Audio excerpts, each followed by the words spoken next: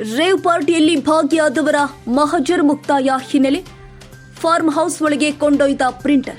ಮಹಜರ್ ಪ್ರತಿಗಳ print ತೆಗೆಯಲು printer ಕೊಂಡೊಯ್ದು electronic city ಪೊಲೀಸರು. ವಶದಲ್ಲಿ ಇರುವವರ ಹೇಳಿಕೆ ದಾಖಲು ಮಾಡಿಕೊಳ್ಳುತ್ತಿರುವ ಪೊಲೀಸರು, ಹೇಳಿಕೆ ದಾಖಲು ಮಾಡಿಕೊಳ್ಳುತ್ತಿರುವ ಎಲೆಕ್ಟ್ರಾನಿಕ್ ಸಿಟಿ ಪೊಲೀಸರಿಂದ ಹೆಬ್ಬಗೋಡಿ ಪೊಲೀಸರಿಗೆ ಹಸ್ತಾಂತರವಾಗಲಿರುವ ಪ್ರಕರಣ.